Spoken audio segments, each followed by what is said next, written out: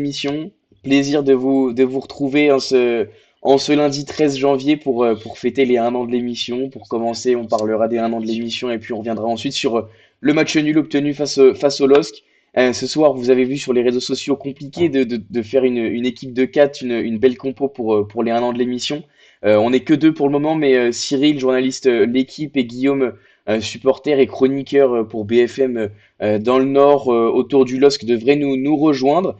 Pour le moment, on est en duo avec Guillaume, le retour de Guillaume. Comment ça va, Guillaume? Ça va super Elliot, merci, en tête à tête. Et là pour fêter les 1 an de ton émission, félicitations. Eh ben écoute, merci beaucoup. Je vais commencer par vous donner quelques stats et puis bien sûr vous remercier de tout le soutien que vous m'apportez. Installez-vous confortablement. On est là pour une bonne heure, j'ai envie de dire, d'émission. On a commencé avec un petit peu de retard, mais c'est pour attendre les retardataires, justement, Cyril et Guillaume, qui vont arriver un petit peu après. Voilà, je voulais tout d'abord vous remercier pour cette année d'émission. C'est passé à une vitesse folle. Aussi bien sur le plan de l'émission que dans ma vie perso, c'est passé à une vitesse folle. C'est aussi par le plaisir que je prends à discuter avec vous tous les lundis ou mardis, comme la semaine dernière, où parfois j'ai des petites absences. En tout cas, sur cette année, je crois qu'il n'y a que 2 matchs ou 3 matchs qui n'ont pas été débriefés. Je dirais qu'il y a celui de Dunkerque, un en tout début de saison, et puis un la saison dernière qui n'ont pas été débriefés. En plus de ça, il y a eu des émissions spéciales pour présenter les nouvelles recrues, pour présenter notre mercato idéal avec Alex cet été, des émissions qui vous ont bien plu. Voilà, je voulais vous donner quelques statistiques que je me suis noté. Vous savez, j'adore la statistique, d'habitude sur les joueurs de foot. Mais voilà, au-delà des chiffres, bien sûr, un grand merci sur Twitch.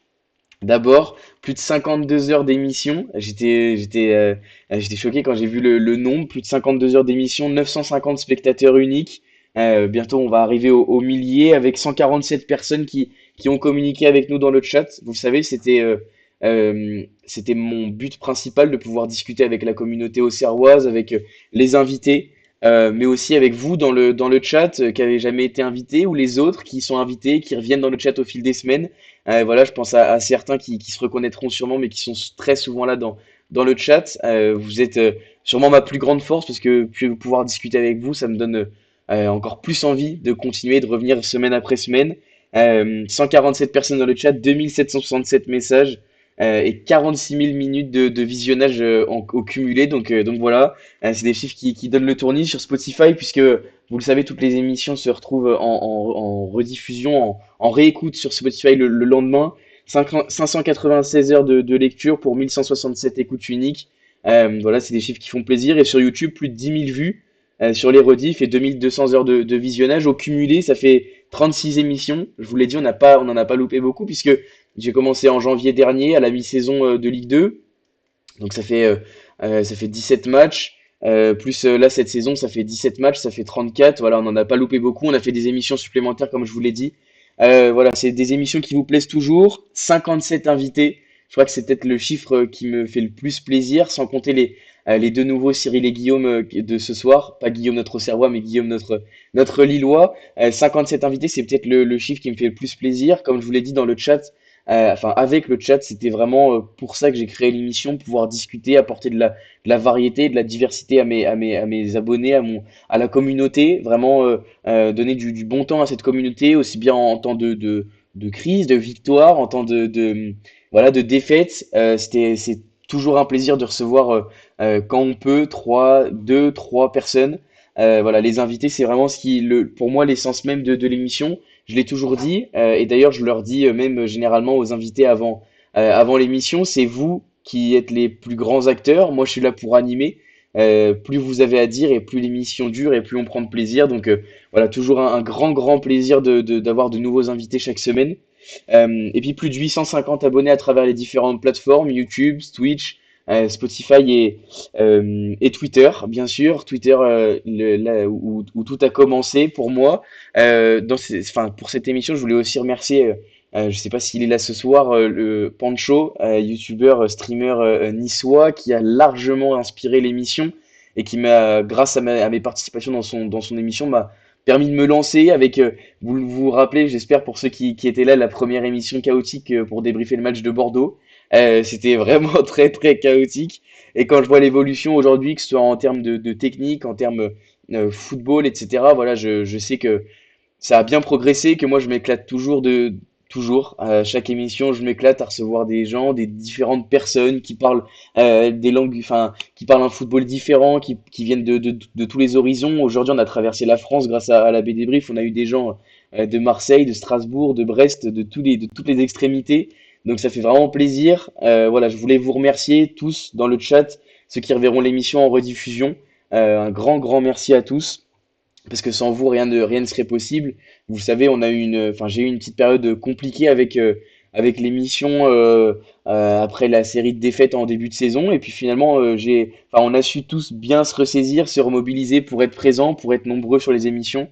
Donc voilà, franchement, c'est un grand plaisir. Moi, quand je vois vos messages au quotidien, sur YouTube, sur les vidéos, sur Twitter, d'encouragement, de félicitations, ça me donne encore plus envie de continuer, de progresser. Donc voilà, j'espère que je serai là encore l'année prochaine pour vous divertir. Vous voyez, j'ai sorti la chemise pour les 1 an, c'est exceptionnel. Non, pas de gâteau comme Guillaume m'a dit en préambule, mais la chemise c'est déjà pas mal et quelques statistiques. En tout cas, voilà, je vous remercierai sûrement jamais assez pour tout ce que vous m'apportez et j'espère vous le rendre du mieux que je peux. Voilà, j'espère que vous prenez toujours autant de plaisir à regarder les émissions, que ce soit après des défaites, après des victoires. En tout cas, aujourd'hui, on est là après toutes ces émotions. Merci à tous hein, dans le chat pour vos messages, ça fait très plaisir. On est là ce soir pour discuter du match et du match nul, du très beau match nul obtenu contre cette belle équipe du LOSC. Ça tombe très bien puisque Guillaume, la semaine dernière, on avait Simon qui est sûrement le plus strasbourgeois des Auxerrois. Et ce soir, on a Guillaume qui est sûrement le plus lillois des Auxerrois. Donc ça fait très plaisir, Guillaume, de t'avoir. Est-ce que tu peux commencer par la petite mise en contexte habituelle? Le second, Guillaume, supporter lillois, devrait arriver d'ici 10-15 minutes et on le prendra en cours, ils prendront en cours d'émission. Guillaume qui va souvent à Pierre-Mauroy, qui va souvent au stade, qui connaît bien cette équipe du LOSC. Est-ce que tu peux nous parler un petit peu de la forme actuelle de la saison du LOSC avant d'embrayer sur la compo? Alors du coup, ça s'appelle maintenant la Decathlon Arena. Oui, Pierre c'est Mauroy, vrai, c'est c'est vrai, l'Orcadon. c'est vrai. Un peu de naming.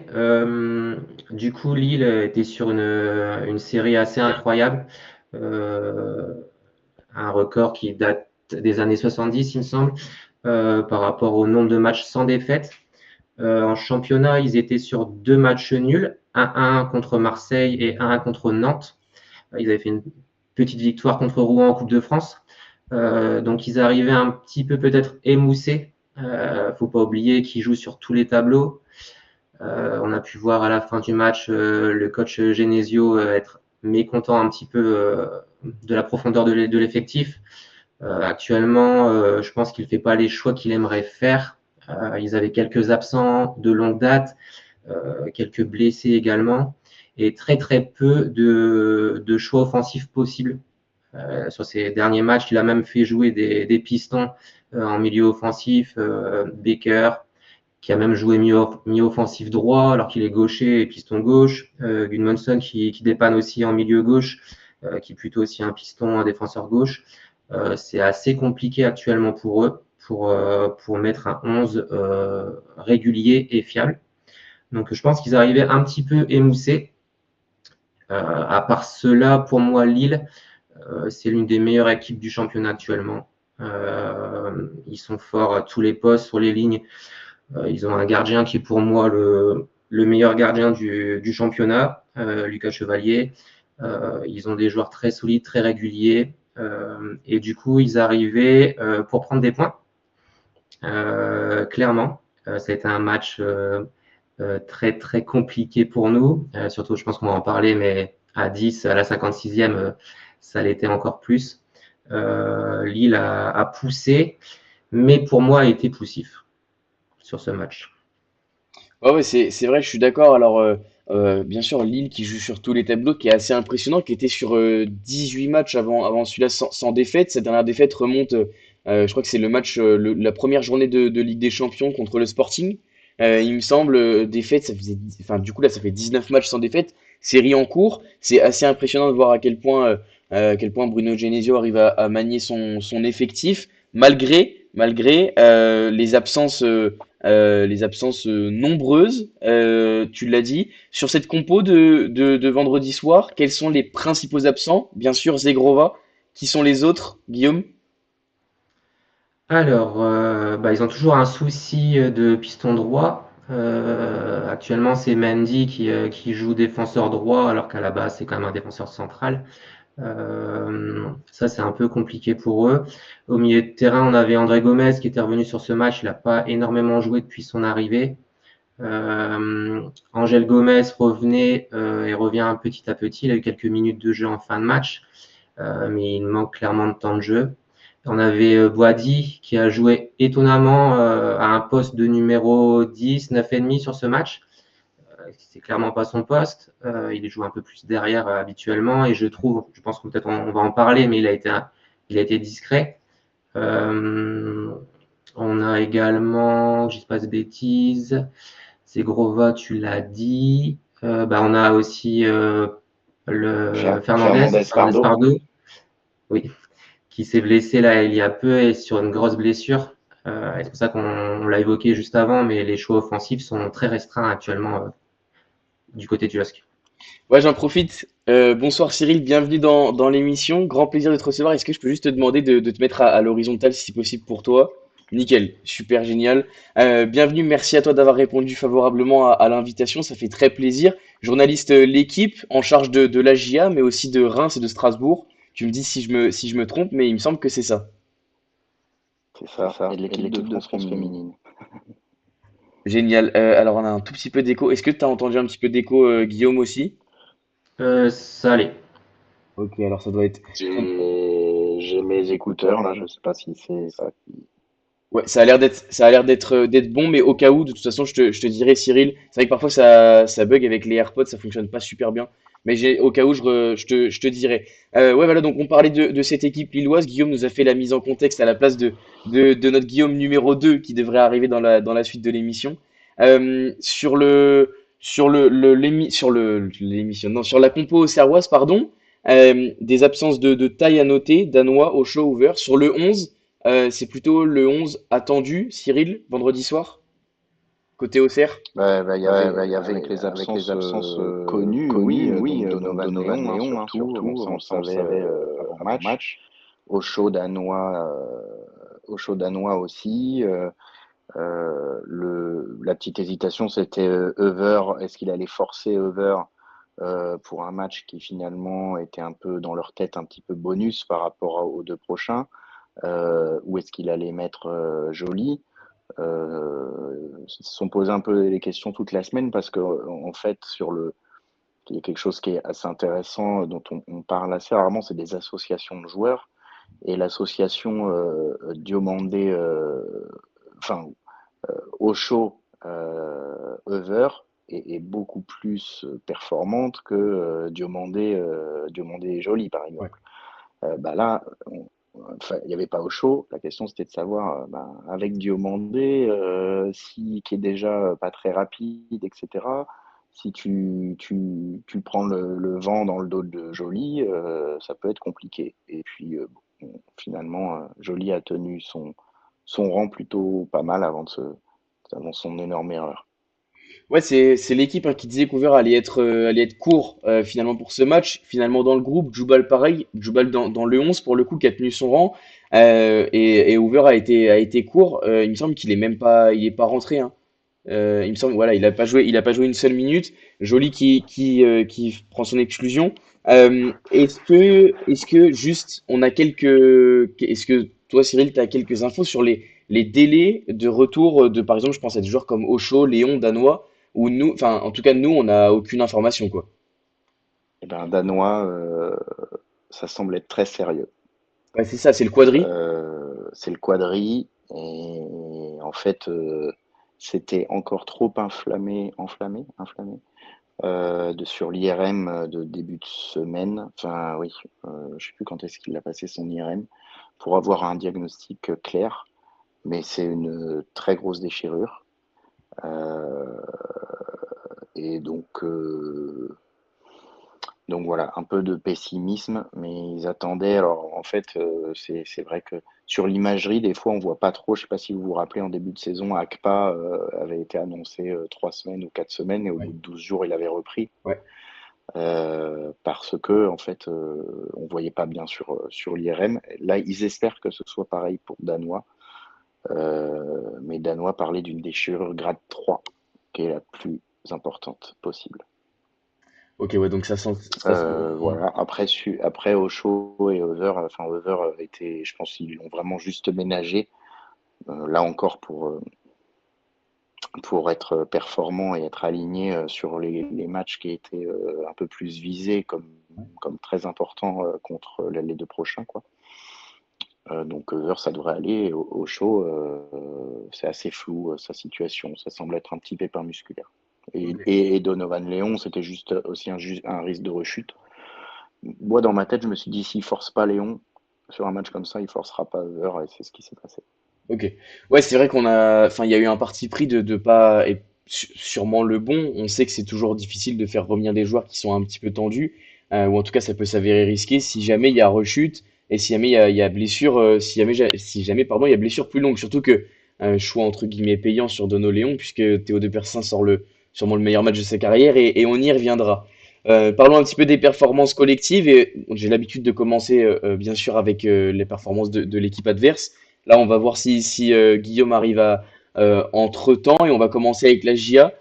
Guillaume Agia, si tu veux bien commencer et nous parler un petit peu de cette performance collective au CR sur le match de vendredi soir. Finalement, c'est un plan habituel, en tout cas ce qu'on a l'habitude de voir sur les 2-3 derniers mois.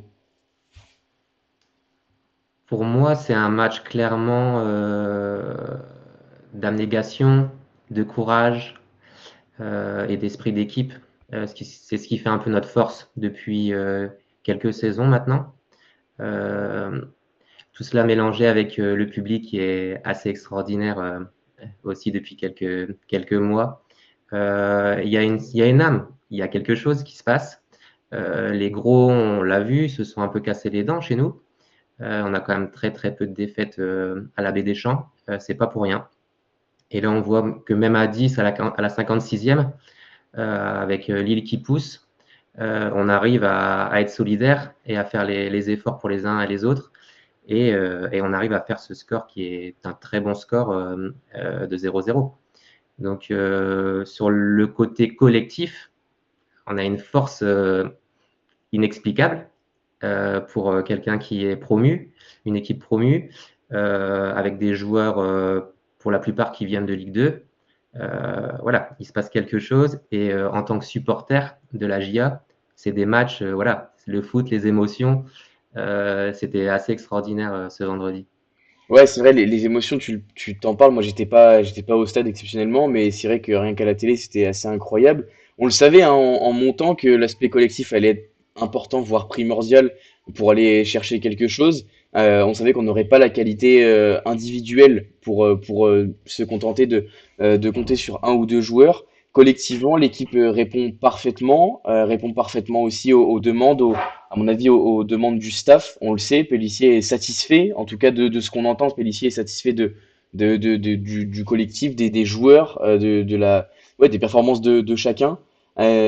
Cyril, sur ce match-là, toi, tu dirais que c'est le plan habituel qui a été respecté, en tout cas ce que le staff veut influer depuis quelques semaines, quelques mois même maintenant. Oui, oui, oui, avec cette tactique bien rodée, ce bloc, ce, ce bloc médian assez bas, qui contre et qui fait mal sur les contres, même s'il manque un peu de poids et ils ont manqué un peu d'inventivité, de folie devant. Euh, mais voilà, ces lignes rapprochées, à la bagarre, etc. Et puis jouer crânement sa chance et rien lâcher avec le public qui pousse. Voilà, les recettes attendues de Auxerre et qu'on fait souffrir Lille quand même, qui n'a pas été très très impressionnant. De Persin fait surtout un arrêt capital sur le penalty. Il en fait un ou deux autres, mais c'est pas non plus comme Donovan Léon contre le PSG, quoi. Oui, tout à fait, je suis d'accord avec toi. Ça me permet même d'embrayer sur la performance lilloise. Euh, on n'a pas été réellement, enfin, Auxerre n'a pas été réellement inquiété par cette équipe lilloise, voire les situations un peu dangereuses dans le jeu ont été plus à l'initiative des Auxerrois, plus du côté, enfin, du côté défense lilloise. Guillaume, tu partages aussi ce sentiment que De Persin, il fait son très gros arrêt, mais finalement, c'est plutôt que l'équipe lilloise a manqué de créativité, d'inventivité pour vraiment inquiéter et bouger inquiéter la GIA et bouger ce bloc très, très compact, quoi. Ouais, Théo de Persin fait trois beaux arrêts en première mi-temps sur une frappe de Benjamin André. Il va Ouais. bien la chercher. En deuxième, bah oui, il y a ce penalty. Et on dit souvent que le buteur manque son penalty, mais clairement, c'est lui qui va le chercher. Il est très dur à arrêter. Il a aussi une frappe d'Aralson aussi, où il va la chercher avec son pied droit sur une frappe croisée. Oui. Pour moi, c'est Une frappe les de trois. Cabella aussi, je crois une Cabella à la 80e. Oui, oui, oui. Oui, elle est sur lui, mais elle n'est pas facile à arrêter. Il la relâche un peu, mais elle n'est pas simple. Mis à part ça, quand on voit Lille qui va, je vais l'indiquer, désolé, chercher quelques petites simulations, quelques pénalties un Ah, bah peu ça, ils le font à potentiels. chaque match, hein. Mm, mm, mm. Bah, c'est un marqueur et ça montre quelques faiblesses aussi dans le jeu. Quand une équipe commence à essayer de chercher des pénalties, là, c'était clairement flagrant. Et d'ailleurs, le public a bien sifflé à Ralston pendant une partie du match. C'est qu'il y a il y a un mal quelque part. Et pour une équipe du standing de Lille, c'était très brouillon. Ouais, ouais, honnêtement, c'était brouillon. Ils n'ont pas réussi à mettre en place leur jeu. Alors, c'est vrai que je regarde pas Lille tous les week-ends. Euh, Guillaume, c'est quoi plutôt le style de jeu entre guillemets lillois? Est-ce que c'est une possession très forte comme on l'a vu vendredi soir en essayant de tirer un petit peu le bloc, passer dans les espaces? Alors, moi, je me suis quand même noté, et c'est vrai que sur le match, surtout sur la première mi-temps, j'ai trouvé que Lille cherchait beaucoup les intervalles avec des permutations, Benjamin André, Boadi, etc., qui se mettaient vraiment entre les lignes, dans les intervalles pour essayer de créer le décalage. On laissait un peu, on va dire, le côté. Peut-être que, effectivement, hein, le système Pélissier fait qu'il y a trois joueurs, il y a trois joueurs sur chaque côté avec le piston, enfin, même quatre si on veut compter l'ailier qui vient redescendre, milieu, piston et défenseur central. Ça fait quatre joueurs vraiment sur le côté qui sont là pour défendre. Ça avait sûrement été ciblé par Lille. Est-ce que c'est habituel du jeu lillois de passer par l'intérieur pour aller trouver les failles? Ou est-ce que plutôt on va essayer d'aller chercher les côtés, les joueurs de côté pour étirer le bloc? Les forces du LOSC, clairement, bon, on a un gardien, on l'a évoqué, Lucas Chevalier, qui est assez incroyable. Ces derniers mois, la force du LOSC, c'est justement les côtés, avec de très bons pistons. Comme je l'ai évoqué actuellement, Mendy joue à droite. On voit que son apport offensif est très très faible, euh, car il a une carence technique à ce poste-là, qui n'est pas habituelle pour lui. Et surtout, les milieux offensifs, bon là on l'a évoqué, Don Zegrova qui n'est pas là depuis un petit moment, qui a quand même claqué quand même pas mal de buts. De l'autre côté, Mathias Fernandez Pardo qui était sur quelques très très bons matchs actuellement et là qui manque. Là on a vu que Boadi, il a été positionné beaucoup plus haut, ils ont eu du mal à le trouver. Tu l'as évoqué, il essaie de se placer entre les lignes, mais ça a été très compliqué parce que nos trois défenseurs centraux ont vite giclé sur lui. Ça l'a fortement embêté. Et ils n'ont pas eu justement ce dédoublement habituel sur les côtés pour après centrer et servir Jonathan David. Ça a été très compliqué aussi pour David. Ça l'est depuis un petit moment. Et il est assez décrié actuellement. Il a des hauts et des bas d'une saison et c'est un super buteur, il y a rien à dire. Mais parfois, pendant plusieurs matchs, il est un peu plus discret. C'est un peu le cas. Actuellement aussi, la force du LOSC, c'est Sarawi qui est très très fort en milieu offensif gauche et qui crée justement des différences comme peut le faire Edon Zegrova. Ils ont dû jouer sur un collectif, moins sur des aspects individuels et ça a été un petit peu plus compliqué. Ouais, tu le dis, ça a été compliqué. Il y a des joueurs qu'on n'a pas réussi à trouver, etc. Et on a une question dans le chat qui nous vient de Monsieur Sapiens qui évoque la citation de Bruno Genesio en conférence de presse en après-match. Voilà, qui parle notamment de l'envie des joueurs, qui dit que les joueurs qui ont pas envie, il faut qu'ils quittent le LOSC, etc. Enfin, enfin, voilà, une déclaration quand même assez forte. Et il demande, selon toi, quels sont les joueurs qui étaient visés? Alors, j'imagine que tu n'as pas de nom précis, mais en tant que suiveur du LOSC, quels sont les joueurs qui, selon toi, pourraient se sentir visés par ce genre de déclaration et qui pourraient voilà, montrer des manques d'envie, etc. Il y a quelques joueurs qui sont un peu connus dans les soirées lilloises et on peut les croiser par-ci par-là. c'est assez évocateur. Euh, je sais que il y a beaucoup d'absents. Clairement, qui n'a pas envie actuellement, faut être un petit peu au domaine de Luchin pour avoir les infos. Nous, on est juste spectateurs. On ne sait pas ce qui se trame. Généralement, c'est des choses qui sont un petit peu cachées. Et Genesio n'évoque aucun nom et bien sûr protège son groupe. Mais ouais, il est mécontent. Il a très peu de profondeur actuellement avec les blessés. Offensivement, quand on voit qu'il fait rentrer Mohamed Bayo à la fin du match, Mohamed Bayo est connu sur l'île. C'est compliqué. C'est pas un atout majeur pour faire des différences en fin de match. Donc, précisément, je ne peux pas citer de nom, mais je sais qu'il est assez mécontent des remplaçants qui pourraient avoir du temps de jeu actuellement. Ouais, j'en profite pour introduire notre quatrième membre du soir et notre deuxième Guillaume. On a deux Guillaume ce Ouais, soir. Guillaume, chroniqueur autour du LOSC, notamment BFM TV, si ouais, je peux citer. Comment ça va, ouais, Guillaume? tout à fait. Est-ce que je peux juste te demander de mettre ton téléphone à l'horizontale pour Ok. Comme ça, mieux? nickel, super, génial. Parfait, Euh, cool. donc chroniqueur autour du LOSC, Guillaume. Oui, exactement. Bonsoir, bonsoir à tous. Oui, j'ai un peu de retard parce que justement Pas de j'étais sur problème. BFM Grand Lille là de 19h15 à 20h. Le temps de rentrer, une petite de 4 ans à coucher, les dents, etc. Et puis me voilà quoi. Pas de souci. Bah, en tout cas, grand plaisir de recevoir, enfin de te recevoir. Merci d'avoir répondu un petit Avec peu plaisir. en pagaille, de m'avoir contacté un petit peu en pagaille. Vous le voyez, on a un très beau quatuor ce soir. On va en profiter. Donc Guillaume, je sais pas, t'as sûrement compris de quoi on parlait quand t'es arrivé, du climat lillois, des joueurs que Bruno Genesio mentionnait, enfin en tout cas visait dans sa déclaration d'après-match où il parlait notamment d'envie, de mérite des joueurs qui devaient partir s'ils n'avaient pas envie d'évoluer sous le maillot du LOSC. Oui. Je demandais à Guillaume, notre Auxerrois, mais qui réside à Lille, qui est abonné, etc., qui connaît très bien le LOSC, quel Ouais. joueur selon lui était visé? Je te repose la même question, même si j'imagine que c'est comme notre premier Guillaume, t'as pas de réponse précise sur les joueurs ciblés. Je pense que, enfin, je pense que si, je pense qu'on ne prend pas trop de risques en ciblant Angel Gomez, qui a fait une rentrée clairement absolument pas conforme à ses standings et à ses habitudes. Clairement, alors ok, il était sur un retour de blessure, mais je pense que ça explique pas le. Enfin, il avait pas envie, ça se sentait. Je pense il y a plusieurs volets. C'est ce que Bruno Genesio expliquait en conf aujourd'hui. Tu as l'aspect contractuel, tu as quand même deux grands joueurs qui sont en fin de contrat dans 6 mois, Jonathan David, Angel Gomez. Je pense que Jonathan David est imperméable à tout ça en ce moment, même s'il a loupé le péno vendredi soir. Angel Gomez, on sent que il y a un peu blessure, enfin il y a eu blessure. On nous annonçait une drôle de blessure du jour au lendemain. Tiens, en fait, il sera, j'ai oublié de vous dire, il sera forfait jusqu'à la fin de l'année. Bruno Genesio nous l'avait annoncé comme ça. Au retour, il est pas.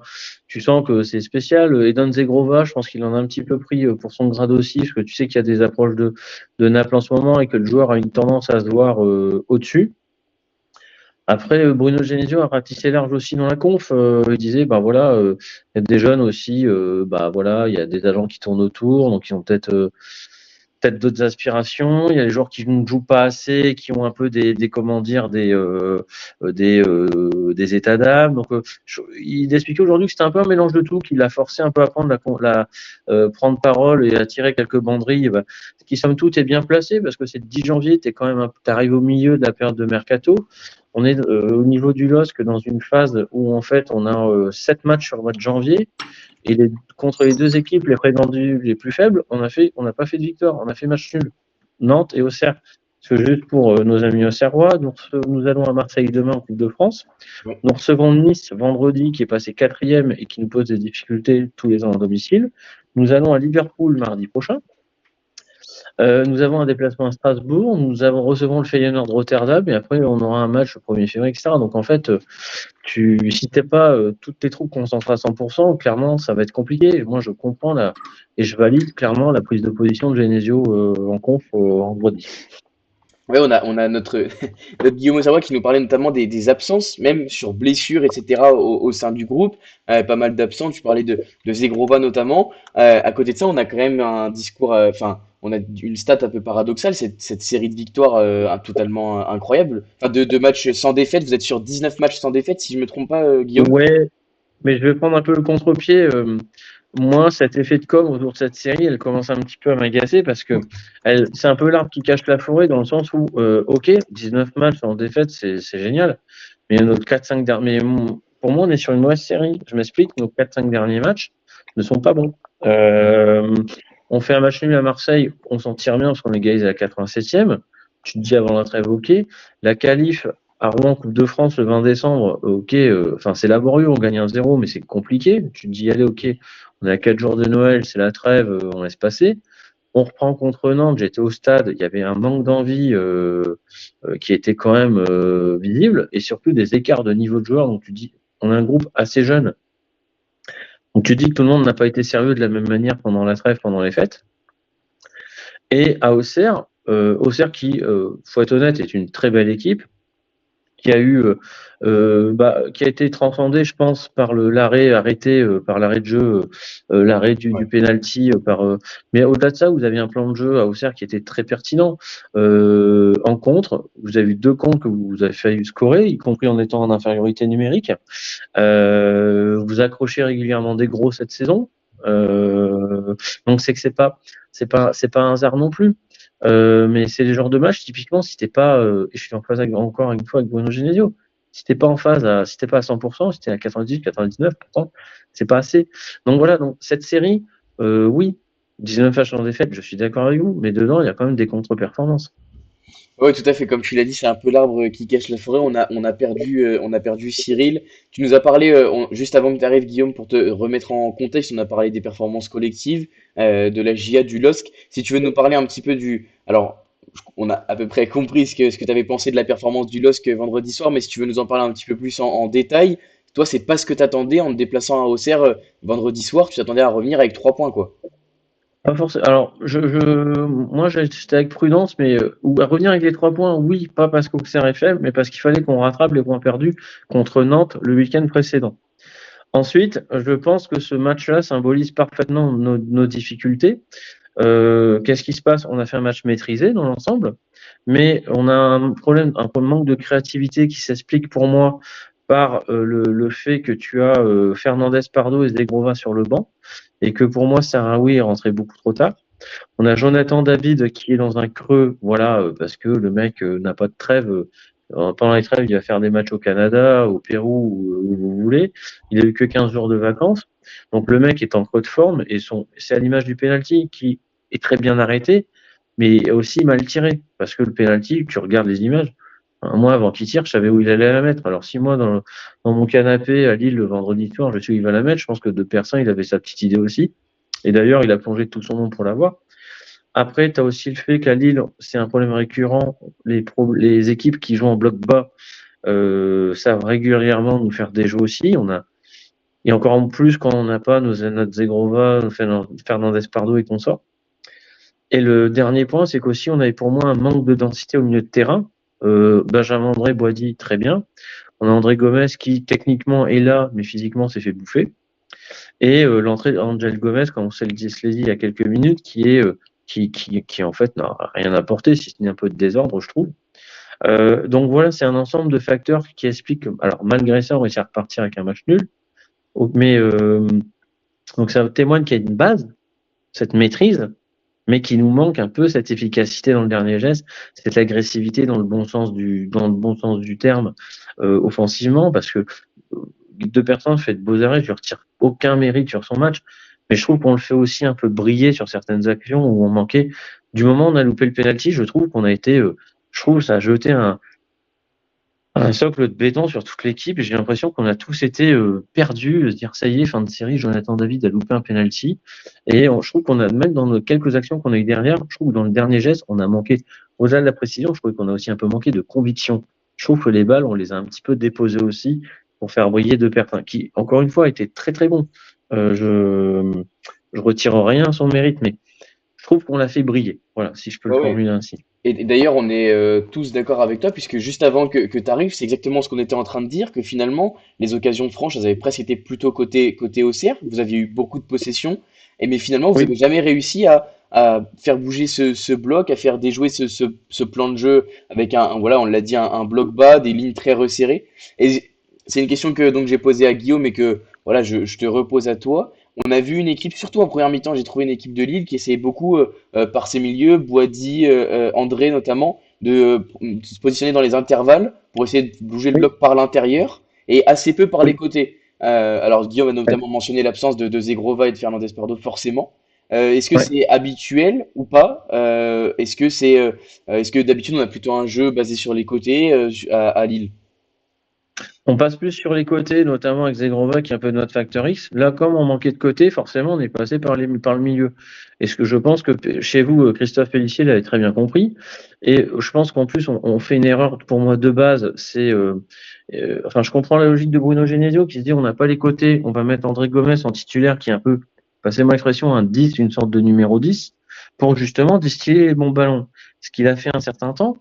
Mais il est aussi coupable des 2 pertes de balles sur lesquelles vous avez vos 2 meilleures actions aussi dans le match. Première mi-temps avec Joly, je crois, et la deuxième où Perrin prend la balle et Ouais. il prend la balle à Angel Gomez et il double André Gomez comme si c'était un plot qui le rattrape pas. Donc en fait, on n'a pas ce. Effectivement, on est passé dans l'axe. En fait, on n'avait aucune autre solution, en résumé. Mais ça s'est aussi senti dans notre jeu et c'est là où je pense que côté Auxerre, Pellissier a très bien joué le coup, et je fais une parenthèse sur lui. Je trouve que c'est un excellent technicien de Ligue 1. Et typiquement, je m'étais déjà fait la réflexion en fin de saison dernière, mais on n'a pas eu le temps de respirer après le départ de Fonseca, qu'on avait déjà Bruno Genesio. Mais typiquement, au départ de Genesio, je pense que Pellissier, chez nous, c'est un coach qui serait très bien LOSC compatible. Mais bon, après, je pense que mes amis au Serrois vont peut-être le garder, mais je trouve que vous avez un super entraîneur. Voilà, j'ai un peu digressé par rapport à la question, mais c'était la transition parfaite aussi. Ouais, non, c'est un entraîneur qui est félicité par ses compères cette saison, qui est félicité par les suiveurs du foot français. Il avait été approché, en tout cas, il me semble je me rappelle, il me semble que c'est Lens avant de prendre Will cet été qui avait, en tout cas, il y avait eu des bruits de couloir comme quoi Lens avait approché. Effectivement, je pense que c'est un coach. Il lui reste, tu me dis Cyril si je me trompe, mais il me semble que Pélissier c'est fin 2026. Enfin, c'est juin 2026 son contrat. Il avait, c'était juin 2025 avec une année en option, je crois. Ok, voilà. Donc c'est un coach qui va forcément être courtisé. Dans 6 mois, il est entre guillemets libre. Alors lui va sûrement vouloir continuer avec Auxerre. En tout cas, je pense en interne qu'on va vouloir continuer avec lui, essayer de le prolonger le plus Oui. rapidement possible. C'est même sûr parce qu'on l'avait gardé suite à la relation avait été continuée suite à la descente. Il n'avait pas tout à fait réussi l'objectif maintien, même s'il avait fait un énorme boulot en deuxième partie de saison. Enfin, même à partir d'octobre, novembre, il me semble qu'il est arrivé début Ouais. novembre ou mi-novembre, il me semble. Il n'avait pas tout à fait Oui, et réussi puis l'année. l'option 2026, c'est sûrement en cas de maintien, hein. Enfin, c'est possible. Donc, vu la situation du club, il est peut-être encore lié quand même pour 18 mois, quoi. Ouais, c'est ça. Ça sent bon quand même pour pouvoir le garder. Mais c'est vrai que tu as raison de le mentionner, Guillaume. C'est un coach qui sûrement aura de belles opportunités après Auxerre. Parce qu'il a toujours su, il a toujours eu des belles expériences d'ailleurs. Parce que même à Lorient, enfin, il avait réussi à mettre de très belles choses en place avant de quitter les Merlus. On va pouvoir enchaîner sur les performances individuelles. On va commencer avec le LOSC, pardon, comme à mon habitude. Et Guillaume, si tu veux démarrer pour nous parler un petit peu des joueurs, voilà, d'abord qui t'ont plu côté lillois, même si c'est peut-être, en tout cas, moi j'ai eu du mal à me noter vraiment un joueur qui est sorti du lot, en tout cas un joueur qui a fait vraiment une bonne performance individuellement sur le match de vendredi soir. Ouais, moi j'ai envie de dire quand même Chevalier, parce qu'il sort 2 balles qui Ouais. sont quand même pas évidentes. Vois-tu, j'ai bien aimé le match de Ralston quand même offensivement. Il a quand même été offensivement, j'ai trouvé que ça a été notre meilleur joueur. Je signalerai, j'aime Benjamin André a fait un match sobre et j'ai bien aimé sa frappe de 25 mètres là que De Persin sort qui était pas évidente. Voilà, c'est vrai qu'après voilà, Sahraoui a fait une bonne entrée, mais je trouve qu'il est rentré trop tard. Angel Gomez, on en a parlé. Voilà, c'est vrai qu'après pour le reste, mais j'ai vraiment été contrarié moi par André Gomez que j'ai trouvé, oui techniquement il a le truc, mais physiquement, il était complètement largué. Alors après, ça s'explique aussi. Après son premier passage à Lille, il a fait une année blanche l'année dernière à Everton. Il est revenu là, il a été blessé, donc il reprend. Mais ça n'a jamais été un joueur qui a une grosse caisse physique. Et en Ligue 1, tu as intérêt à en avoir. Ouais, t'as parlé de Sahraoui. Guillaume l'avait mentionné avant toi. Enfin, pareil, hein, mais je trouve ça, en tout cas moi, en tant qu'extérieur, entre guillemets, paradoxal de voir par exemple un Rémi Cabella titulaire à la place d'un Oussam Sahraoui. C'est pas tout à fait le même Alors, profil, mais vas-y, t'es Guillaume. obligé de t'es obligé de penser au match de demain, en fait, à Marseille, en Coupe de France, qui est un objectif avoué aussi du club. Le club veut gagner un trophée cette saison. Et tu te doutes qu'on va pas gagner le championnat ou la Ligue des Champions, donc qu'est-ce qui reste? Voilà, et donc au-delà de ça, tu as Marseille demain, et vendredi, dans 4 jours, tu reçois Nice, qui est quatrième, juste devant nous. Donc tu te dis, c'est quand même un match à enjeu. Et c'est aussi un club qui nous embête tous les ans à l'extérieur, mais surtout chez nous à domicile. On reste sur un défaite et un nul, mais en mode où il marque un but dans les arrêts de jeu qui est refusé, vous voyez. Donc non, non. Quand tu es sur des semaines à 2 ou 3 matchs, t'es obligé de faire tourner. Et comme Cabella aussi a fait un super match contre Nantes, offensivement, ça a été notre meilleur joueur.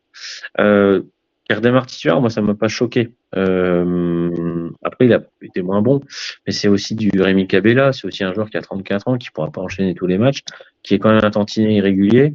Voilà, mais c'est là aussi où, effectivement, c'est à l'image d'un André Gomes titulaire.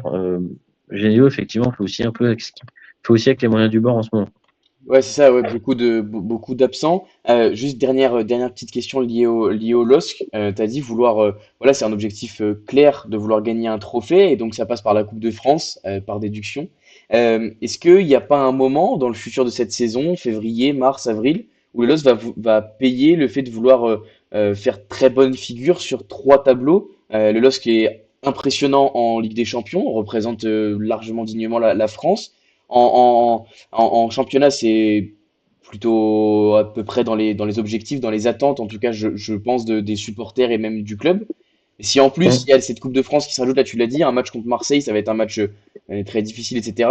Est-ce que tu penses pas qu'il y a un moment où Lille va s'en mordre les doigts, entre guillemets, d'avoir voulu faire très bonne figure sur les 3 tableaux? On n'a pas l'effectif pour faire 3 tableaux. Moi, je vais le dire comme ça tout de suite. Euh, je pense que la Ligue des Champions, au point où on en est, il faut qu'on évite les barrages. Ça va pas être simple, mais ça t'évite 2 matchs en février. C'est quand même pas neutre. C'est une compétition qui te ramène du cash aussi. Le championnat, on a un intérêt. Alors, si on n'est pas dans les 3 premiers, le club sera pas en National 2 l'année prochaine. On a quand même un intérêt économique d'y être parce que on risque de perdre Jonathan David et Angel Gomez fin de saison pour pas un bal. C'est 70 millions de pertes sèches. 45 David, 25 Angel Gomez. Donc, ça, comment tu le combles? Parce qu'en plus, tu as les problématiques des droits TV. Tu le combles comment? En étant troisième et en faisant un parcours en Ligue des Champions.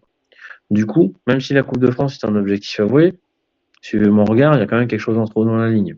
Déjà, Ligue des Champions et championnat, c'est honnêtement au niveau de l'effectif, on a morflé. Donc oui, c'est en ce sens que Genesio aussi dit, bah voilà, il faut essayer de recruter là. C'est pas non plus en hiver où tu fais des recrutements de dingue où tu vas trouver le remplaçant de Jonathan David ou le remplaçant d'Angel Gomez. C'est des recrutements un peu de réajustement, donc ou d'identifier un petit peu. 3 tableaux, ça va être compliqué, voire impossible. Voilà. Bon, en tout cas, enfin, en tout cas, à titre personnel, je prends beaucoup de plaisir à voir les exploits lillois enfin, semaine après semaine au niveau Pareil. européen. Franchement, c'est un gros kiff de voir un club français aussi bien performer. Passons un petit peu sur les performances individuelles et côté OCR. Cyril, si tu veux commencer, les joueurs qui, selon toi, ont fait un bon match vendredi soir. Bah, on a parlé de Persin, hein, évidemment, qui a fait un bon match, on l'a déjà évoqué. Après, évidemment, il y a ce Clément Akpa qui sort pas de nulle part, mais qu'on voyait peut-être, personne ne le voyait peut-être à ce niveau-là en début de saison en tout cas, surtout pas lui. Son but, c'était plutôt de grappiller du temps de jeu et d'être dans la rotation et de faire une vingtaine de matchs au total, entrée en jeu comprise, grâce à sa polyvalence. Et au final, il devient indispensable. On l'avait notamment mis en avant sur un sujet tactique fait avec Christophe Pélissier pour montrer ces longues diagonales et ces transversales si importantes dans le schéma de jeu et dans le plan de jeu au Serrois. Et il a encore été extrêmement impressionnant contre Lille, avec quasiment aucune erreur. Donc voilà, moi j'ai mis 6 à Dioussé parce que je trouve que c'est quelqu'un qui mérite d'être mis en avant parce qu'il représente vraiment l'état d'esprit que veut insuffler Christophe Pélissier avec cet effectif enfin qui est vraiment un effectif sain avec personne qui tire au flanc, personne ou presque qui tire la gueule. Et Dioussé qui il joue très peu, mais le match qu'il fait à Strasbourg est pas trop mal. Et puis là encore, il apporte un certain équilibre avec ses limites, hein, mais il fait le taf, il bosse et j'ai bien aimé voilà ce qu'il avait montré aussi lors de ce match. Jubal a été encore très bon alors qu'il a passé la semaine comme souvent aux soins et sans s'entraîner. Et au final, de toute façon, avec son expérience, il sort les perfs qu'il faut, quoi. Donc, voilà. Ouais, je te rejoins sur Juicy, c'est vrai, tu l'as dit, il transmet vraiment les valeurs, je trouve, du groupe, presque, quelque part, presque les valeurs du club. Tu l'as dit, ce club, ce groupe est sain. On sent qu'à tous les étages, les objectifs sont les mêmes. Et presque, joueur, c'est un peu le joueur totem, on va dire, le joueur qui représente le mieux le groupe, les valeurs du club, ce que veut représenter tout l'organigramme aujourd'hui. Donc c'est vraiment très sympa. Et en C'est plus, un joueur qui est plus important que ce qu'on croit dans le fonctionnement du vestiaire, dans le fonctionnement de l'effectif, dans l'arrivée de Ahmed Junior Traoré aussi, il a eu un grand rôle. Voilà, donc c'est bien de le voir.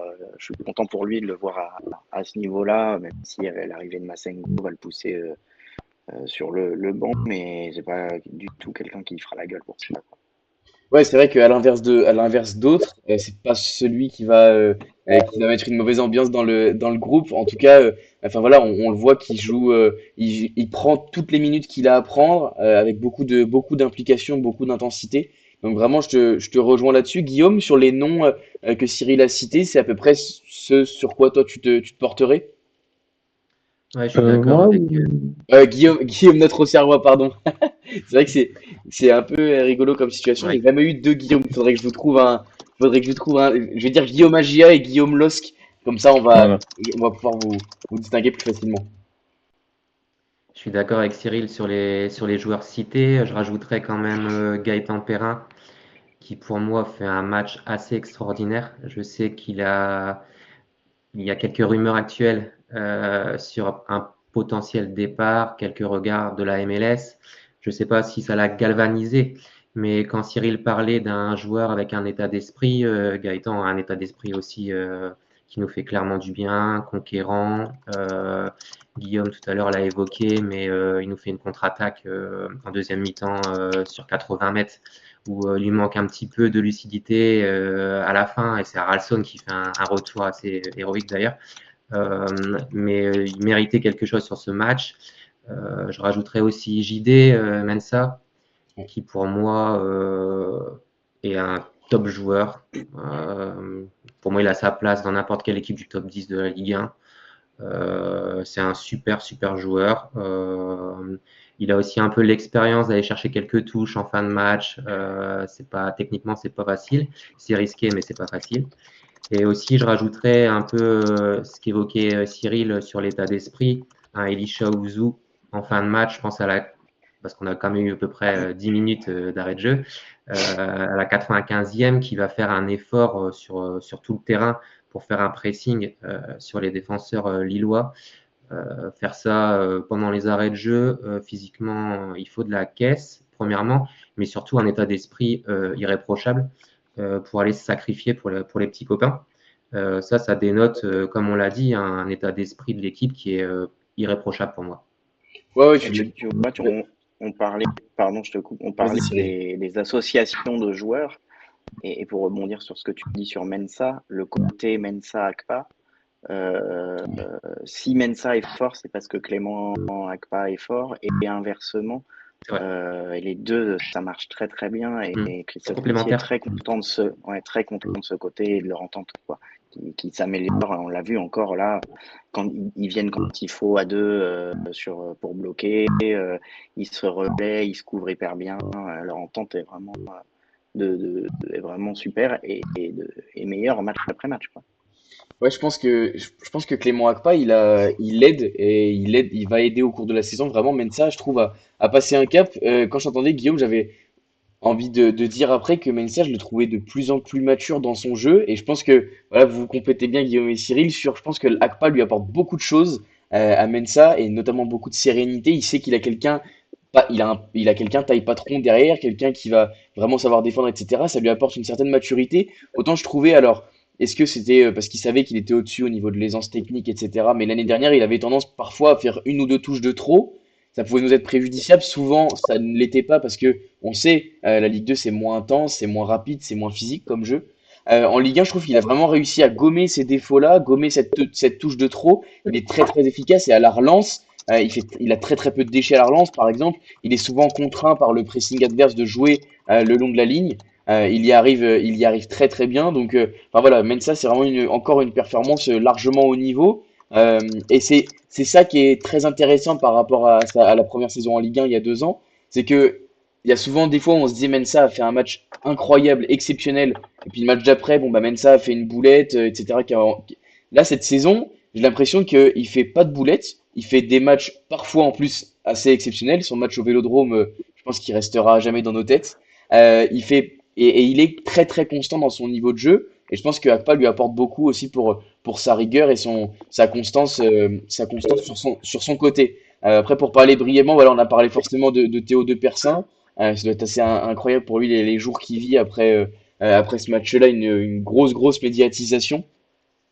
Et puis voilà, bien sûr, Dioussé, Joubal, Akpa, enfin voilà, c'est des mecs qui ont été nommés. Mention bien sûr spéciale pour Perrin, qui a été largement le meilleur joueur offensif. Même si voilà, on le sait, Sinayoko et Traoré, c'est des mecs qui bossent énormément dans l'ombre, qui font un travail, enfin qui font un très très gros travail pour le collectif. Perrin le fait aussi d'ailleurs. Donc voilà, match plein de l'équipe. Collectivement, c'était réussi. Et individuellement, j'ai pas de performance négative vraiment à faire ressortir. Voilà, mis à part peut-être Joly qui prend ce rouge. Enfin voilà, je sais pas si vous voulez vraiment revenir dessus sur ce rouge que je trouve sévère personnellement, mais voilà, c'est un fait de jeu qui nous met dedans pour 35 minutes et voir la réaction de l'équipe, la réaction du staff aussi qui a su réagir, s'adapter. Voilà, c'est presque même un mal pour un bien de savoir on est aussi capable de réagir. On sait que Pélissier sait réagir. Il passe souvent sur une défense à 4 en cours de match pour essayer d'aller chercher un résultat quand on est mené. Voilà, donc c'est un staff qui sait réagir. Et Vas-y, Cyril. là encore, on voit ce passage à 4 avec Clément Akpa qui passe latéral droit, qui Ouais. fait le boulot de ouf, sans rien dire. Enfin, je veux dire, voilà, on reparle de cet état d'esprit, de ce groupe sain, etc., de Dioussé, ce qu'il incarne, et Akpa qui ferme tout le côté pendant toute la fin de match latéral droit. C'est quelque chose qui a été mis en avant dans le vestiaire à la fin du match par le coach. Qui a cité Akpa en exemple en disant vous voyez, il s'est adapté, tout le monde s'est adapté, bravo à lui, bravo à tous, etc. Et oui, franchement, mérité pour Clément Akpa, à qui ce repositionnement en centrale gauche et cette prolongation lui a fait un bien fou. Voilà, je ne sais pas lequel des deux a été le plus important pour lui, mais j'ai l'impression que sa prolongation lui a donné énormément de confiance aussi. Enfin, voilà, c'est vraiment, enfin, il est vraiment sur une pente ascendante incroyable, et j'espère qu'on réussira à le conserver au-delà de fin janvier, mais au-delà de l'été prochain, Ah oui, oui. ça semble compliqué. Oui, tu peux nous confirmer Ouais. qu'Akra, il sera des nôtres fin janvier? Oui, en janvier, oui, oui, ça risque pas de bouger. Ça risque pas de bouger. J'ai vu qu'il y avait des rumeurs Wolverhampton, Ouais. mais je sais même pas si c'est pour cet hiver et même l'été prochain. Je pense que bon, lui, il aurait plutôt, enfin, en tout cas, il y a plutôt des clubs allemands qui s'intéressent à lui et voilà. Lui, je pense il est pas contre. L'Allemagne, c'est un bon championnat, je pense, pour lui. Mais à part si Stuttgart ou je ne sais qui arrive avec 10 millions d'euros, je vois mal Auxerre le vendre cet été. Ouais, bien sûr. Et d'ailleurs, je voulais revenir. C'est vrai que j'ai oublié tout à l'heure de parler de Perrin. C'est vrai que enfin, moi, j'ai toujours senti ce Perrin un peu galvanisé quand il était un peu plus mis en valeur au niveau médiatique. Là, on a eu je sais pas jusqu'où il y a réellement des intérêts de Chicago Fire pour Gaëtan Perrin. Mais en tout cas, enfin, moi, et c'est d'ailleurs, voilà, à chaque mercato, il y a des moments où il est mis un petit peu plus en valeur. L'hiver dernier aussi. Et il avait, je me rappelle, sur quelques matchs, voulu prendre un peu le lead offensif par rapport à Gauthier Hein, pardon. Et là, c'est pareil, je l'ai trouvé vraiment galvanisé. Alors, il est très bon dans ce système, ça lui réussit bien. Mais là, je l'ai quand même senti encore un peu plus vouloir prendre les initiatives, parfois dézonner complètement pour venir créer du jeu, pour venir libérer des espaces. Voilà, c'était vraiment un match plein.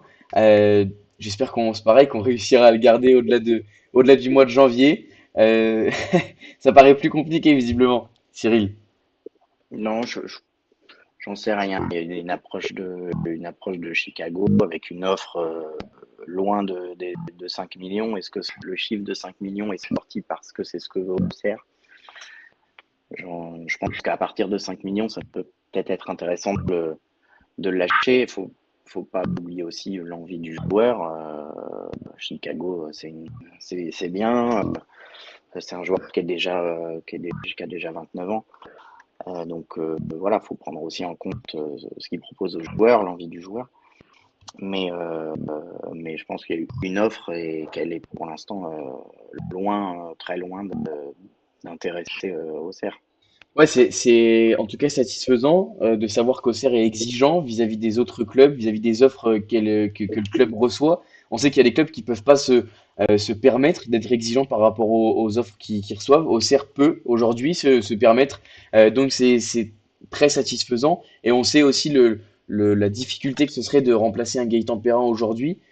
Au-delà de l'aspect terrain, enfin hors terrain, justement, extra football, son importance dans le groupe, mais son importance dans le système de Pélissier. On le sait, c'est un des hommes de base qui est là depuis longtemps. Son intérêt, enfin, le public aussi, à quel point le public est attaché, pardon, à Gaëtan Perrin. Voilà, on sait que son départ ferait beaucoup causerait beaucoup de difficultés à la GIA.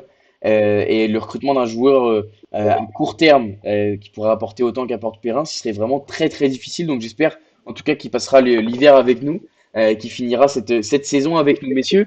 On en a terminé sur les performances individuelles, il me semble.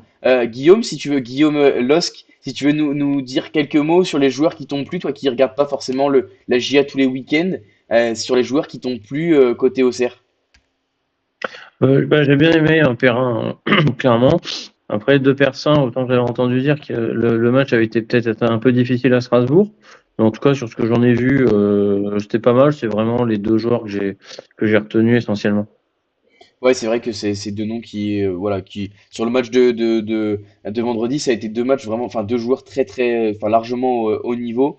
De Persin, sûrement le meilleur match de sa carrière au niveau professionnel en tout cas.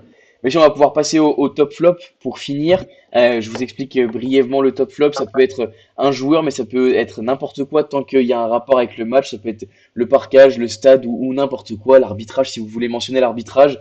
Le top flop, c'est pas seulement un joueur, c'est n'importe quelle chose en rapport avec ce match. Je sais pas lequel de vous veut démarrer. Je vous prends un peu, je vous prends un peu de cours là pour le top flop. Je sais pas lequel de vous veut démarrer. Si vous voulez, je peux y aller. Vous laissez le temps de réfléchir. Ouais, allez, Faut y aller si tu veux, Elliot. on va faire comme ça. Alors pour le top, enfin même moi je dis ça alors que j'ai pas pris le temps de réfléchir, mais pour le top, je dirais quand même la réaction de l'équipe suite à l'exclusion de Paul Joly, voir qu'on est capable de tenir à 10 contre 11. On sait qu'on a encaissé des buts sur les fins de match, notamment au début de saison. Ça aurait pu, là, avec cette infériorité numérique, finalement on a réussi à tenir, voire à inquiéter un peu Lucas Chevalier en toute fin de match, je crois que c'est une frappe de Sinayoko qui va raser le poteau où Chevalier va vraiment la chercher très loin. Enfin, une frappe assez, enfin, super bien placée, enfin, sans force, mais très bien placée où Lucas Chevalier va la chercher. Voilà, on a même réussi à inquiéter le LOSC. Mon flop, ce serait, ouais, je dirais cette équipe lilloise que j'attendais encore à un autre niveau. Alors j'avoue, je regarde pas Lille tous les week-ends en championnat. J'essaye d'être assez, enfin d'être souvent devant ma télé en Ligue des Champions en tout cas, quelques fois en championnat. J'en attendais plus, j'en attendais plus. Alors il y a beaucoup d'absents, il y avait aussi des choix comme tu l'as dit. Guillaume Losc pour cette semaine à 3 matchs et c'est 7 matchs qui arrivent en janvier. Forcément, ça va être un mois très intense. Il y avait un peu de gestion aussi. Mais j'attendais peut-être le LOSC à un autre niveau qui a pas su faire bouger ce bloc au Serrois. Bien sûr, à notre plaisir, à notre grande satisfaction. Le top aussi, ça peut être tout simplement le point pris encore contre un gros. Voilà, ce serait mon top flop pour ce soir. N'hésitez pas dans le chat d'ailleurs à donner votre top flop pour le match de vendredi soir. Messieurs, je ne sais pas lequel de vous veut se lancer. Lequel de vous a... Vas-y Guillaume, enfin Guillaume Agia, si tu veux te lancer, vas-y, ton top flop. Mon top, on l'a pas évoqué. J'avais préparé une petite, mais moi clairement c'est l'arrivée de d'Annoa Massengo. Euh, Ça m'a fait mes fêtes de Noël, clairement. C'était un cadeau supplémentaire début janvier. Je l'avais adoré lors de son passage il y a 2 saisons. Les 6 derniers mois, pour moi, avaient été très bons. C'est un joueur qui va nous apporter au milieu de terrain, box-to-box, qui est aussi comme un peu Elisha et Kevin Danois dans l'impact, qui joue avec de l'envie. Et aussi, j'adore son état d'esprit, son humilité, sa façon d'être tout simplement, qui dénote un petit peu avec le football actuel. Et pour tout ça, je suis vraiment très très content de cette arrivée. Alors certes, il n'a pas joué depuis très longtemps. Pour l'avoir suivi un peu là du côté de Burnley, il a joué un petit peu au début de saison, très très peu, quelques minutes. Je crois une titularisation pardon en coupe. Et depuis, il cirait le banc et même sur les derniers matchs de Burnley, il était même plus dans le groupe. Donc je pense qu'il manque de temps de jeu, ça c'est certain. Il va falloir quelques semaines pour qu'il soit au top physiquement. Je ne sais pas comment il s'est entraîné, je sais qu'il a un préparateur physique aussi personnel.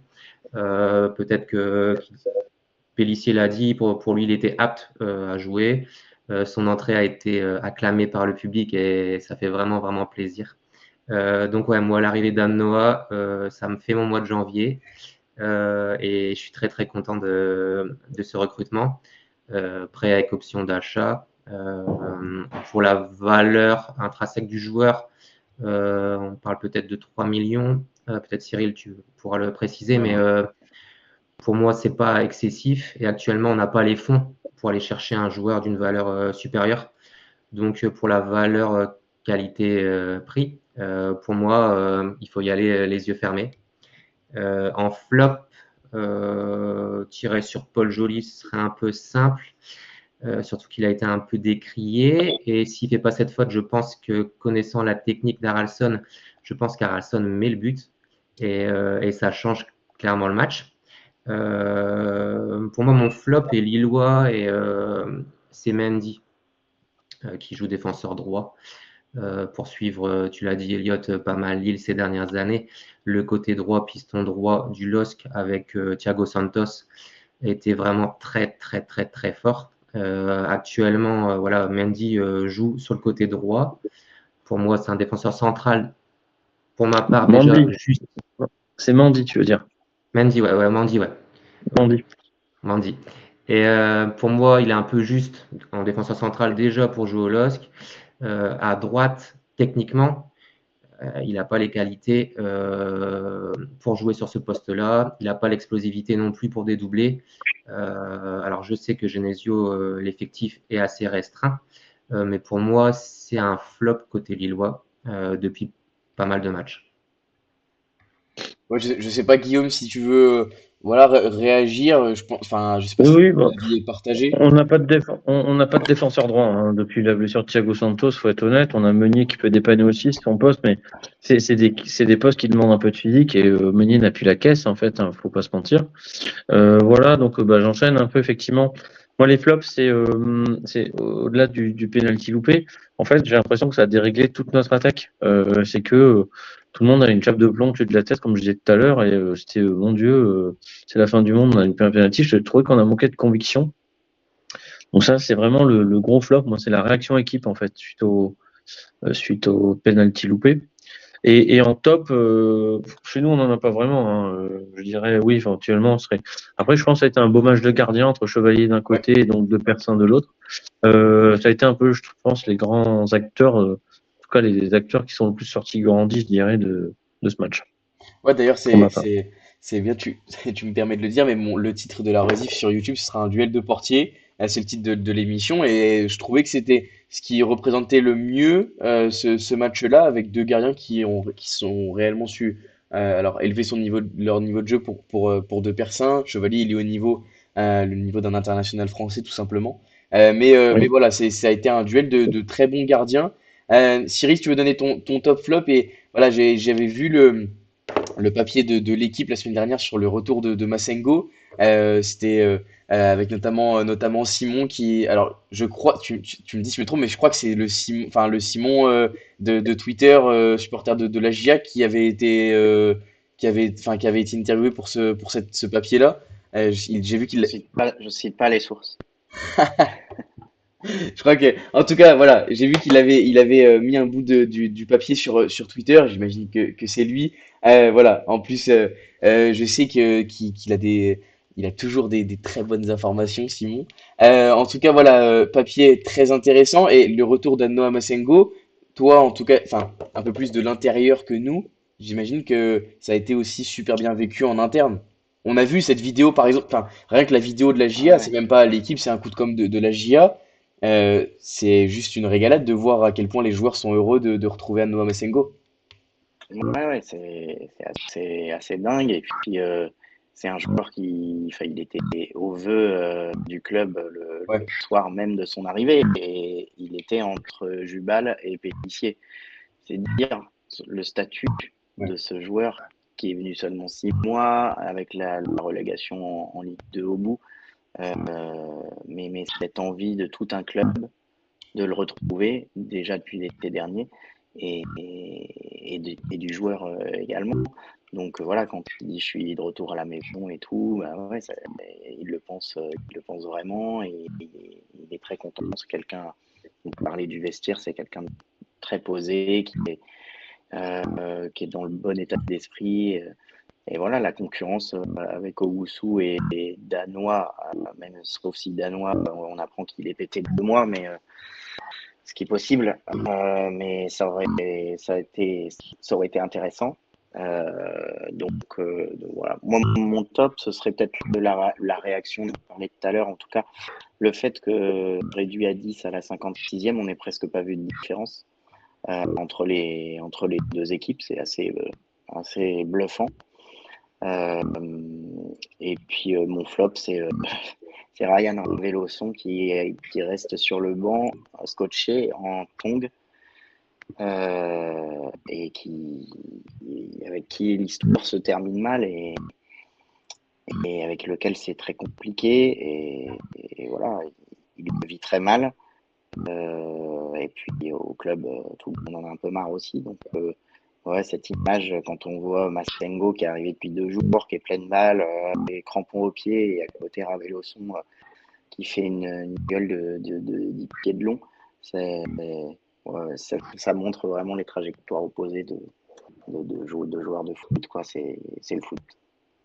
Ouais, bien sûr, on le connaît, Ryan Raveloson, on sait la mentalité, l'état d'esprit qu'il peut avoir. Je pense qu'il a passé de très beaux jours sous le maillot serrois. Je pense que là, c'est une période beaucoup plus compliquée pour lui. Je pense qu'il faut pas non plus minimiser l'aspect mental. Voilà. Euh, certains supporters ont vu notamment le post de sa femme sur Instagram qui a fait parler. Euh, sans, voilà, aujourd'hui, s'il joue pas, c'est qu'il n'a pas forcément les qualités pour, etc. je pense qu'il souffre quand même réellement de cette situation-là. Et j'espère pour lui, pour le club, que ça pourra se décanter au plus vite. Euh, on parle d'un départ sur cet hiver. Le problème, c'est que j'ai l'impression que ça se bouscule pas non plus pour Ryan Raveloson, quoi. Donc, Non, mais bon, le club va pas le bloquer, il ne demandera pas grand-chose. Donc, je pense que les négociations, bon, c'est plutôt comment l'obtenir libre, quoi. La MLS est, la MLS est très à l'affût, ok. mais c'est que le temps joue pour elle. Et donc, je pense qu'ils vont attendre le dernier moment pour l'enlever gratuitement, quoi. Ok. Bah écoute, en tout cas, on espère que ça pourra se finir dans les meilleures conditions possibles. Et d'ailleurs, ça me permet cet aspect mental de faire le parallèle avec Anoa Masengo. Tu l'as dit, Guillaume, sa situation super compliquée à Burnley. Et le connaissant, entre guillemets, je le connais pas, mais pour avoir lu et vu ce qui se fait un peu autour de lui, je pense que c'est un joueur qui a énormément souffert de sa situation à Burnley. Tu l'as dit, il avait eu un petit peu de temps de jeu à la fin de l'été. Et quand on sait aujourd'hui, quand on voit les déclarations de Pellissier, notamment aujourd'hui, qui dit que tout était bouclé cet été, que le joueur voulait venir cet été, que le club le voulait cet été, en fait, voilà, je pense que je suis pas en inside, je veux pas donner de fausses informations ou quoi que ce soit, mais j'imagine que voilà, ça s'est pas très bien passé avec Burnley. Burnley a tout fait pour le retenir, lui a promis entre guillemets un peu de temps de jeu sur la fin de l'été qu'il a obtenu avant d'être remis au placard. Voilà, j'ai aucune information, hein, c'est pas du tout des informations de sources sûres que je donne, c'est simplement des suppositions et je pense que c'est un joueur qui a énormément souffert de sa situation à Burnley et qui là voit vraiment la GIA comme une possibilité de s'installer enfin dans un climat positif, dans un climat où il est considéré, dans un climat où il va pouvoir prendre du temps de jeu, prendre des minutes. Donc voilà, c'est tant mieux. Nous, on est très très heureux de pouvoir le retrouver en espérant qu'il retrouve aussi son niveau d'il y a 2 saisons. Ça va pas être facile pour lui, on l'a dit, enfin, il a passé beaucoup de temps sans jouer et on sait que ça pèse dans les organismes des joueurs, dans sa capacité à s'adapter, etc. Donc voilà. Après, c'est un staff qui connaît bien, c'est des joueurs qui connaît bien autour de lui. J'espère que l'acclimatation sera la plus rapide possible. Il va être amené à être titularisé rapidement, j'imagine, puisque Danois va être blessé pour un petit temps au moins. J'imagine qu'il prendra la place de Dioussé, plus complémentaire à Owusu qu'Hassan Dioussé. Voilà, messieurs, juste avant de terminer, on peut donner notre prono. C'est l'habitude de l'instant prono. D'ailleurs, je vous dévoile le classement, puisque le classement de l'instant prono s'est quelque peu modifié avec Monsieur Sapiens qui s'est fait prendre sa place de leader enfin, par Ewen 89 qui passe premier. Et avant de terminer cette émission, donc un petit prono sur le déplacement de la GIA à Angers. Guillaume, si tu veux nous donner ton prono, ton résultat selon toi, dimanche 17h15, déplacement au stade Raymond Kopa. Non, c'est pas. Si c'est Raymond Kopa à Angers? Oui, c'est Raymond Oui. Kopa. Ok. Angers, c'est compliqué. Ils sont sur une belle phase là, ascendante. Ils enchaînent les résultats. Le Paul, qui est Le Paul va le marquer, fils c'est d'eux, sûr, contre Auxerre. qui est le fils d'eux, paix à son âme. Voilà, généralement, c'est souvent des belles histoires. Ils ont un Abdelli qui est très, très, très, très fort pour moi. Au milieu de terrain, c'est très, très fort. Les milieux offensifs sont très bons également. Ça va être compliqué, surtout à l'extérieur. Malheureusement, je ne vois pas forcément un résultat très positif pour Auxerre. J'irai un partout. Ouais, de toute façon, on le sait, ça va être un déplacement compliqué. Un point, ce serait déjà pas mal. Cyril, si tu veux nous donner ton prono pour le match de dimanche après-midi. Moi, je pensais à un partout aussi, avec le Paul qui devrait marquer contre son équipe, contre une équipe qui connaît bien. Et après, Angers, c'est une équipe qui est plus intéressante, souvent à l'extérieur, qui contre bien, etc. Donc à domicile, est un petit peu moins performante. Donc voilà, je pense qu'avec la forme des deux équipes, un partout. Un partout, ouais, ce serait encore une fois pas un mauvais résultat. N'hésitez pas à participer dans le chat à donner vos résultats. On le sait, on a du mal à se déplacer. En plus, dans une équipe qui va un peu plus nous laisser le ballon que des équipes comme le LOSC par exemple, ou des équipes qu'on a réussi à battre cette saison. on a du mal à jouer ces matchs-là. En plus, à l'extérieur, ça va être un match compliqué, mais il faudra prendre des points. Tu l'as dit, Cyril, au début de l'émission, mais les deux prochains matchs vont être cruciaux pour la poursuite de la saison. En cas de deux bons résultats, ça nous mettra très très bien pour la suite. À voir, on verra le 24 janvier au soir en fonction des résultats, mais en tout cas, le déplacement à Angers, j'espère qu'on obtiendra un bon résultat. Guillaume, LOSC, cette fois-ci, tu nous vois vainqueur contre Angers ou match compliqué? En toute honnêteté, même si j'avais pas entendu les deux pronos avant, je vous aurais mis un partout en fait. Eh ben écoutez, messieurs, vous êtes raccord. Déplacement, enfin non, réception de Nice pour le LOSC, c'est ça? Match Ouais, compliqué aussi en approche. très compliqué. Ouais, très compliqué parce qu'on joue finalement 3 jours après la Coupe de France. Merci Dazone. Euh, Ça va pas être simple. Tous les ans, ils nous emmerdent. Franchement, j'ai peur du match nul, moi, très honnêtement. Ouais. Après, finalement, un match nul contre le quatrième, Nice, serait pas un mauvais résultat en Ouais. soi.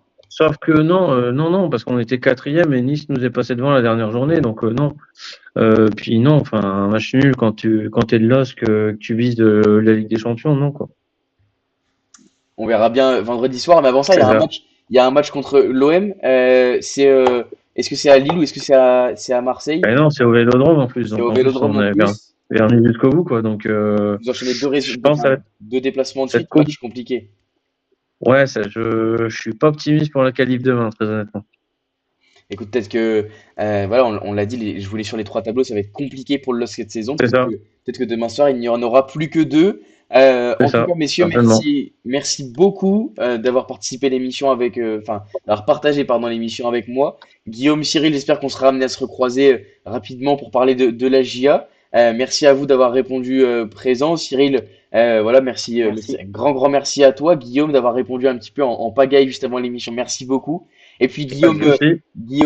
Enfin oui, oui, les deux, Guillaume, merci beaucoup. Et puis Guillaume Losc, j'espère qu'on sera amené à se recroiser aussi pour le match Ouais. retour, pourquoi pas. Il y a un match retour, hein, exactement, voilà. Avec grand plaisir en tout cas. Dans le chat N'hésitez aussi, pas. grand merci d'avoir été présent pour les 1 an de l'émission, parce qu'on fêtera les 1 an de l'émission dans 3 jours. Donc voilà, toutes les petites stats que je vous ai données au début de l'émission, c'était un grand plaisir de vous les donner, de vous remercier une nouvelle fois pour tout ce que vous faites pour l'émission. C'est grâce à vous et c'est pour vous qu'elle existe. Merci messieurs d'avoir partagé l'émission avec moi. On se retrouve lundi prochain sûrement pour débriefer le match d'Angers. On espère un résultat plus positif que vous avez vu tous les trois. J'ai pas donné mon prono, mais chez moi ce sera une victoire, allez, une petite victoire 2-1 côté pour Auxerre. Ce serait un très très bon résultat. Et j'espère débriefer une victoire la semaine prochaine. On se retrouve sur les réseaux sociaux en attendant. La rediffusion sera disponible dès demain, bien sûr, sur YouTube et Spotify. Prenez soin de vous, passez une agréable fin de semaine. Et puis, allez, la GIA, c'est tout ce que j'ai à dire. Bonne fin de soirée, merci beaucoup. Bonne Bonne soirée. soirée.